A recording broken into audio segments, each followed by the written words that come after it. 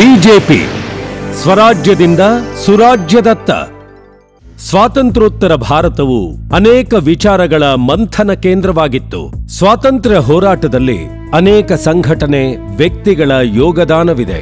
ಆದಾಗ್ಯೂ ಯಾವುದೇ ಒಂದು ಸಂಘಟನೆ ಅಥವಾ ಪಕ್ಷ ಸ್ವಾತಂತ್ರ್ಯ ಹೋರಾಟವನ್ನು ತಮ್ಮದೇ ಹೋರಾಟವೆಂಬಂತೆ ಬಿಂಬಿಸುವುದು ದೇಶದ ಆತ್ಮವನ್ನೇ ಅಣಕಿಸಿದಂತಿತ್ತು. ಅಧಿಕಾರ ಪಡೆದ ಪಕ್ಷಗಳಿಗೆ ವೈಯಕ್ತಿಕ ಹಿತಾಸಕ್ತಿಗಳು ದೇಶದ ಹಿತಾಸಕ್ತಿಗಿಂತ ಮುಖ್ಯವಾದವು. ಭಾರತವನ್ನು ಭಾರತೀಯ ಮೌಲ್ಯಗಳ ಮೂಲಕ ನೋಡುವ ಒಂದು ರಾಷ್ಟ್ರೀಯ ಪ್ರಜ್ಞೆಯನ್ನು ಕಟ್ಟುವುದು ಅಂದಿನ ಅಗತ್ಯವಾಗಿತ್ತು. ಆ ಕಾಲದಲ್ಲಿ ಒಂದು ಪರ್ಯಾಯ ಹಾಗೂ ಪ್ರಬಲ ರಾಜಕೀಯ ಸಂಘಟನೆಯನ್ನು ಹುಟ್ಟು ಹಾಕಲು ಅನೇಕ ರಾಷ್ಟ್ರೀಯವಾದಿ ಚಿಂತಕರು ಮತ್ತು ಸಾಮಾಜಿಕ ಕಾರ್ಯಕರ್ತರು 1951ರಲ್ಲಿ ಭಾರತೀಯ ಜನಸಂಘವನ್ನು ಹುಟ್ಟುಹಾಕಿದರು. ಬಂಗಾಲದ ಸ್ವಾತಂತ್ರ್ಯ ಹೋರಾಟಗಾರ ದೇಶದ ಮೊದಲ ಸರ್ಕಾರದಲ್ಲಿ ಸಚಿವರಾಗಿದ್ದರೂ ಅಂದಿನ ಸರ್ಕಾರದ ದೇಶ ವಿರೋಧಿ ನಿಲುವನ್ನು ವಿರೋಧಿಸಿ ಅಧಿಕಾರ ತ್ಯಜಿಸಿ ಬಂದವರು. ಕಾಶ್ಮೀರವನ್ನು ಭಾರತದಲ್ಲಿ ಉಳಿಸಿಕೊಳ್ಳುವ ಪ್ರಯತ್ನದಲ್ಲಿ ಹುತಾತ್ಮರಾದ ಡಾಕ್ಟರ್ ಶ್ಯಾಮಾ ಪ್ರಸಾದ್ ಮುಖರ್ಜಿ ಭಾರತೀಯ ಜನಸಂಘದ ಸಂಸ್ಥಾಪಕರು. ಏಕಾತ್ಮ ಮಾನವ ದರ್ಶನ ಎನ್ನುವಂಥ ವೈಚಾರಿಕ ನೆಲೆಗಟ್ಟನ್ನು ಭಾರತೀಯ ಜನಸಂಘಕ್ಕೆ ಕೊಟ್ಟವರು ಪಂಡಿತ್ ದೀನ್ ದಯಾಳ್ ಉಪಾಧ್ಯಾಯರು. ಇಂತಹ ಧೀಮಂತ ರಾಷ್ಟ್ರೀಯ ನಾಯಕರೊಡನೆ ಜನಸಂಘ ಮತ್ತು ಬಿಜೆಪಿಯನ್ನು ಕಟ್ಟಿ ಬೆಳೆಸಿದ ಮಹನೀಯರಲ್ಲಿ ಕರ್ನಾಟಕದವರಾದ ಭಾವುರಾವ್ ದೇಶಪಾಂಡೆ ಮತ್ತು ಜಗನ್ನಾಥರಾವ್ ಜೋಶಿಯವರು ಪ್ರಮುಖರು. ಜನಸಂಘಕ್ಕೆ ಸದಾ ದೇಶ ಮೊದಲು. ಭಾರತದ ಕರಾಳ ಐತಿಹಾಸಿಕ ಘಟ್ಟವಾದ ತುರ್ತು ಪರಿಸ್ಥಿತಿಯ ನಂತರ ರಾಷ್ಟ್ರವ್ಯಾಪಿಯಾಗಿ ಜನತಾ ಪಾರ್ಟಿಯ ರೂಪದಲ್ಲಿ ಎದ್ದಿದ್ದ ವ್ಯಾಪಕ ಮೂಲಭೂತ ಹಕ್ಕು ದಮನ ವಿರೋಧಿ ಆಂದೋಲನಕ್ಕೆ ತನ್ನ ಅಸ್ತಿತ್ವವನ್ನೇ ತ್ಯಾಗ ಮಾಡಿ ವಿಲೀನಗೊಂಡಿತು ಜನಸಂಘ. ಈ ಮೂಲಕ ದೇಶ ಮೊದಲು ಎನ್ನುವ ತನ್ನ ವಿಚಾರವನ್ನು ಪುನರ್ ಪ್ರತಿಪಾದಿಸಿತು. ರಾಷ್ಟ್ರೀಯವಾದಿ ಚಿಂತನೆಗಳನ್ನು ಪ್ರಭಾವಿಯಾಗಿ ಮುನ್ನಡೆಸುವ ಸಲುವಾಗಿ ಜನಸಂಘದ ಹೊಸ ಅವತರಣಿಕೆಯಾಗಿ 1980ರಲ್ಲಿ ಭಾರತೀಯ ಜನತಾ ಪಾರ್ಟಿಯ ಉದಯವಾಯಿತು. ಕವಿ, ಅಜಾತಶತ್ರು, ದೇಶ ಕಂಡ ಅತ್ಯುತ್ತಮ ಪ್ರಧಾನಮಂತ್ರಿ ಅಟಲ್ ಬಿಹಾರಿ ವಾಜಪೇಯಿ ಅಂಥವರು ದೇಶಾದ್ಯಂತ ಸಂಚರಿಸಿ ಜನಮನದ ಮಿಡಿತವನ್ನು ಅರಿತು ಸಾಮಾಜಿಕ ಸಾಂಸ್ಕೃತಿಕ ಆಂದೋಲನಗಳ ಹರಿಕಾರರಾದಂಥ LK ಅಡ್ವಾಣಿರವರಂತಹ ಅಸಂಖ್ಯ ರಾಷ್ಟ್ರೀಯ ನಾಯಕರು ಭಾರತೀಯ ಜನತಾ ಪಾರ್ಟಿಯ ವೈಚಾರಿಕ ಹಾಗೂ ಸಂಘಟನಾತ್ಮಕ ಬೆಳವಣಿಗೆಯ ರೂವಾರಿಗಳು. ಅಂದಂದಿನ ಕೇಂದ್ರ ಮತ್ತು ರಾಜ್ಯ ಸರ್ಕಾರಗಳು ರಾಷ್ಟ್ರಹಿತದ ಕೆಲಸಗಳನ್ನು ಮಾಡಿದಾಗ ಅವುಗಳನ್ನು ಬೆಂಬಲಿಸಿದ್ದು ಬಿಜೆಪಿ. 1974ರಲ್ಲಿ ಅಂದಿನ ಸರ್ಕಾರ ನಡೆಸಿದ ಅಣು ಪರೀಕ್ಷೆಯನ್ನು ರಾಷ್ಟ್ರಹಿತದೃಷ್ಟಿಯಿಂದ ಬೆಂಬಲಿಸಿದ್ದು ಅಂದಿನ ಭಾರತೀಯ ಜನಸಂಘ.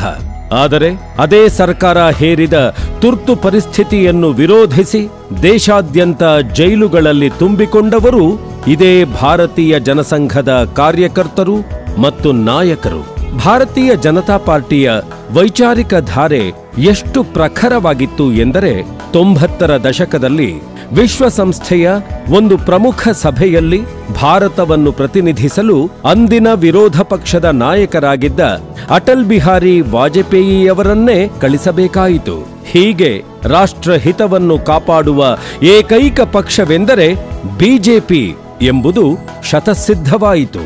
ಕೇಂದ್ರದಲ್ಲಿ ಭಾರತೀಯ ಜನತಾ ಪಾರ್ಟಿ ನೇತೃತ್ವದ NDA ಸರ್ಕಾರವು ಅಧಿಕಾರದಲ್ಲಿದ್ದದ್ದು ಗಣತಂತ್ರ ಭಾರತದ ಒಂದು ಸುವರ್ಣ ಯುಗವಾಗಿದೆ. ಅಟಲ್ ಬಿಹಾರಿ ವಾಜಪೇಯಿಯವರ ನೇತೃತ್ವದಲ್ಲಿ ಆಡಳಿತಾತ್ಮಕ ಸುಧಾರಣೆಗಳ ಮಹಾಪೂರವೇ ನಡೆಯಿತು.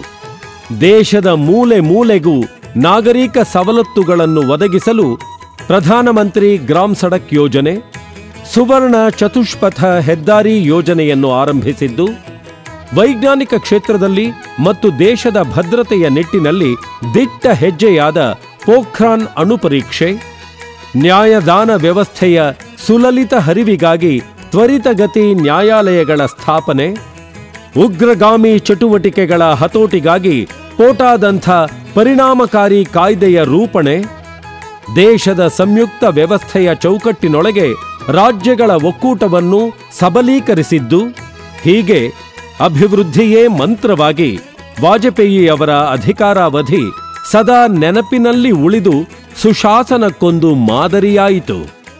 ಬಿಜೆಪಿಯು ತನ್ನ ಅಧಿಕಾರಾವಧಿಯಲ್ಲಿ ದೇಶಕ್ಕೆ ಕೊಟ್ಟ ಸದೃಢ ಆರ್ಥಿಕ ಸ್ಥಿತಿಯನ್ನು ಮುಂದೆ ಅಧಿಕಾರ ವಹಿಸಿಕೊಂಡ ಪಕ್ಷ ಹಾಳುಗೆಡಹಿದ್ದು ಇಂದು ನಮ್ಮೆದುರು ಇರುವ ಕಠೋರ ಸತ್ಯ. ದೇಶದ ಕಟ್ಟ ಕಡೆಯ ಪ್ರಜೆಯು ನೆಮ್ಮದಿಯ ಬದುಕನ್ನು ಕಾಣಬೇಕು ಎನ್ನುವ ಅಂತ್ಯೋದಯದ ಕನಸು ಭಾರತೀಯ ಜನತಾ ಪಾರ್ಟಿಯದ್ದು. ದೇಶಾದ್ಯಂತ ಭಾರತೀಯ ಜನತಾ ಪಾರ್ಟಿಯು ಅಧಿಕಾರ ವಹಿಸಿಕೊಂಡಲ್ಲೆಲ್ಲ ಸುಶಾಸನಕ್ಕೆ ಹೆಸರುವಾಸಿಯಾಯಿತು. ಗುಜರಾತಿನ ವರ್ಚಸ್ವಿ ನಾಯಕ ನರೇಂದ್ರ ಮೋದಿ ನೇತೃತ್ವದ ಬಿಜೆಪಿ ಸರ್ಕಾರ ಅಭಿವೃದ್ಧಿಯನ್ನು ಮೂಲ ಮಂತ್ರವನ್ನಾಗಿಸಿಕೊಂಡು ಗುಜರಾತ್ನ ಶ್ರೇಯೋಭಿವೃದ್ಧಿಗೆ ಕಟಿಬದ್ಧವಾಗಿರುವುದು ಇತರರಿಗೆ ಮಾದರಿಯಾಗಿದೆ. 2002ರ ನಂತರ ಗುಜರಾತಿನಲ್ಲಿ ನಡೆದ ಪ್ರತಿ ಚುನಾವಣೆಯಲ್ಲೂ ಅಲ್ಪಸಂಖ್ಯಾತರೇ ಅಧಿಕವಾಗಿರುವ ಕ್ಷೇತ್ರಗಳಲ್ಲಿ ಬಿಜೆಪಿಗೆ ಲಭಿಸಿದ ಮತಗಳಲ್ಲಿ ಸತತ ಹೆಚ್ಚಳವಾಗಿರುವುದು ಇದಕ್ಕೆ ಉದಾಹರಣೆಯಾಗಿದೆ. ಬಿಜೆಪಿ ನೇತೃತ್ವದ ಸರ್ಕಾರ ಅಲ್ಪಸಂಖ್ಯಾತರ ವಿರೋಧಿ ಎಂದು ಇತರ ಪಕ್ಷಗಳು ಕೂಗಾಡುತ್ತಿರಬೇಕಾದರೆ ಗೋವಾದಲ್ಲಿ ನಡೆದ ಚುನಾವಣೆ ಇದನ್ನು ಸಂಪೂರ್ಣವಾಗಿ ಸುಳ್ಳನ್ನಾಗಿಸಿತು. ರಾಜ್ಯದಲ್ಲಿ ಲೋಕಸೇವಾ ಗ್ಯಾರಂಟಿ ಕಾನೂನು, ಶಿಕ್ಷಕರು ಮತ್ತು ಪೊಲೀಸರ ನೇಮಕಾತಿಯಲ್ಲಿ ಮಹಿಳಾ ಮೀಸಲಾತಿಯನ್ನು ತಂದ ದೇಶದ ಪ್ರಥಮ ರಾಜ್ಯ ಸರ್ಕಾರ ಮಧ್ಯಪ್ರದೇಶದ ಬಿಜೆಪಿ ನೇತೃತ್ವದ ಸರ್ಕಾರ. ಛತ್ತೀಸ್ಗಢದಲ್ಲಿ ಹದಗೆಟ್ಟಿದ್ದ ಆಹಾರದ ಸಾರ್ವಜನಿಕ ವಿತರಣಾ ವ್ಯವಸ್ಥೆಯನ್ನು ಸಂಪೂರ್ಣವಾಗಿ ಕ್ರಮಬದ್ಧಗೊಳಿಸಿ ಸರ್ವೋಚ್ಚ ನ್ಯಾಯಾಲಯದ ಪ್ರಶಂಸೆಗೊಳಪಟ್ಟಿದ್ದು, ಗ್ರಾಮೀಣ ಆರೋಗ್ಯ ಸೈನಿಕ ಕಾರ್ಯಕ್ರಮವನ್ನು ರೂಪಿಸಿ ಅನುಷ್ಠಾನಗೊಳಿಸಿದ್ದು, ಹೀಗೆ ನೂರಾರು ಕಾರಣಗಳಿಂದಾಗಿ ಇಂದು ಹಿಂದುಳಿದ ವರ್ಗ, ಅಲ್ಪಸಂಖ್ಯಾತರೂ ಸೇರಿದಂತೆ ಸಮಾಜದ ಎಲ್ಲ ವರ್ಗದ ಜನಗಳು ದೇಶದ ಉಜ್ವಲ ಭವಿಷ್ಯಕ್ಕಾಗಿ ಭಾರತೀಯ ಜನತಾ ಪಾರ್ಟಿಯೆಡೆಗೆ ನೋಡುವಂತಾಗಿದೆ. ದಕ್ಷಿಣ ಭಾರತದಲ್ಲಿ ಮೊದಲ ಬಾರಿಗೆ ಕರ್ನಾಟಕದಲ್ಲಿ ಅಧಿಕಾರವನ್ನು ವಹಿಸಿಕೊಂಡ ಭಾರತೀಯ ಜನತಾ ಪಾರ್ಟಿಯು ಕೆಲವು ತೊಂದರೆಗಳನ್ನು ಅನುಭವಿಸಿದರೂ ಅದಕ್ಕೆ ಕಾರಣಕರ್ತರಾದವರೆಲ್ಲರನ್ನೂ ಪಕ್ಷದಿಂದ ದೂರವಿರಿಸಿ ತನ್ನ ಮೂಲ ಆಶಯದೆಡೆಗೆ ಹಿಂದಿರುಗಲು ಹೆಚ್ಚು ಸಮಯ ತೆಗೆದುಕೊಳ್ಳಲಿಲ್ಲ. ಕರ್ನಾಟಕದಲ್ಲಿ ನೂರಾರು ದೂರಗಾಮಿ ಯೋಜನೆಗಳನ್ನು ಬಿಜೆಪಿ ನೇತೃತ್ವದ ಸರ್ಕಾರ ಆರಂಭಿಸಿತು. ಶಾಲೆಗಳಿಗೆ ಹೋಗುವ ಮಕ್ಕಳಿಗೆ ಉಚಿತ ಸೈಕಲ್ ಕೊಡುವ ಯೋಜನೆ ಇರಬಹುದು, ಅಥವಾ ಬಿಸಿಯೂಟ ಯೋಜನೆಯ ಪರಿಧಿಯನ್ನು ವಿಸ್ತರಿಸಿದ್ದೂ ಇರಬಹುದು. ಯುವ ಜನಾಂಗದ ಶ್ರೇಯೋಭಿವೃದ್ಧಿಗಾಗಿ ಯುವ ನೀತಿ, ಕ್ರೀಡಾ ನೀತಿ ಇತ್ಯಾದಿಗಳನ್ನು ಸರ್ಕಾರವು ಜಾರಿಗೊಳಿಸಿದ್ದಲ್ಲದೆ ಕೌಶಲ್ಯಾಭಿವೃದ್ಧಿ, ಉದ್ಯೋಗ ಮೇಳಗಳ ಮೂಲಕ ಲಕ್ಷಾಂತರ ಯುವಕ ಯುವತಿಯರಿಗೆ ಉದ್ಯೋಗ ಒದಗಿಸಿ ತಾನು ನೀಡಿದ ಭರವಸೆಯನ್ನು ಪೂರ್ಣಗೊಳಿಸಿತು. ಪ್ರತ್ಯೇಕ ಕೃಷಿ ಬಜೆಟ್ ಮಂಡಿಸಿದ್ದು, ಭಾಗ್ಯಲಕ್ಷ್ಮಿ ಯೋಜನೆ, ಜೈವಿಕ ಇಂಧನ ಕೃಷಿಗೆ ಹೆಚ್ಚಿನ ಒತ್ತನ್ನು ನೀಡಿದ್ದು, ವಿದ್ಯುತ್ ಕ್ಷೇತ್ರದಲ್ಲಿ ಮಹತ್ತರ ಸಾಧನೆ, ಸಾರಿಗೆ ವ್ಯವಸ್ಥೆಯಲ್ಲಿ ಕ್ರಾಂತಿ, ಆರೋಗ್ಯ ಕ್ಷೇತ್ರದಲ್ಲಿ ವಾಜಪೇಯಿ ಆರೋಗ್ಯಶ್ರೀ ಮತ್ತು ಹೃದಯ ಸಂಜೀವಿನಿಯಂಥ ಅಭೂತಪೂರ್ವ ಯೋಜನೆಗಳನ್ನು ರೂಪಿಸಿದ್ದು, ಕ್ಷಿಪ್ರ ಆಡಳಿತ ನಿರ್ವಹಣೆಗಾಗಿ ಸಕಾಲ ಅಟಲ್ ಜನಸ್ನೇಹಿ ಕೇಂದ್ರ ಸ್ಥಾಪನೆ, ಈ ಆಡಳಿತದ ಅನುಷ್ಠಾನ, ಹೀಗೆ ಸಾಧನೆಗಳು ಅನೇಕಾನೇಕ. ಇಂತಹ ಅನೇಕ ಜನಹಿತ ಸಾಧನೆಗಳನ್ನು ಮಾಡಿರುವ ಭಾರತೀಯ ಜನತಾ ಪಾರ್ಟಿಯು ಅಭಿವೃದ್ಧಿಶೀಲ, ಚಲನಶೀಲ, ತನ್ನ ತಪ್ಪುಗಳನ್ನು ತಕ್ಷಣವೇ ಸರಿಪಡಿಸಿಕೊಂಡು ಅಂತಹ ತಪ್ಪುಗಳು ಮರುಕಳಿಸದಂತೆ ಎಚ್ಚರ ವಹಿಸಿ ಮುನ್ನುಗ್ಗುವ ಜನಹಿತ ಪಕ್ಷವಾಗಿದೆ. ರಾಜ್ಯದ ನಾಗರಿಕರ ನೆಮ್ಮದಿಯ ನಾಳೆಗಳಿಗಾಗಿ ಅಟಲ್ ಬಿಹಾರಿ ವಾಜಪೇಯಿ, ನರೇಂದ್ರ ಮೋದಿಯಂಥವರ ಆದರ್ಶಗಳನ್ನು ಹೊತ್ತ ಜಗದೀಶ್ ಶೆಟ್ಟರ್ ನೇತೃತ್ವದ ಭಾರತೀಯ ಜನತಾ ಪಾರ್ಟಿಗೆ ಮತ ನೀಡಿ ತನ್ಮೂಲಕ ಮತ್ತೊಮ್ಮೆ ಸುರಾಜ್ಯದ ಹಾದಿಯಲ್ಲಿ ಸಾಗುವುದು ಈ ಸಮಯದ ಅಗತ್ಯವೂ ಆಗಿದೆ. ವಿಕಾಸವೇ ಗುರಿ, ಬಿಜೆಪಿಯೇ ದಾರಿ. ವಿಧಾನಸಭಾ ಚುನಾವಣೆಯಲ್ಲಿ ಬಿಜೆಪಿಗೆ ನೀಡಿ ನಿಮ್ಮ ಅಮೂಲ್ಯವಾದ ಮತ.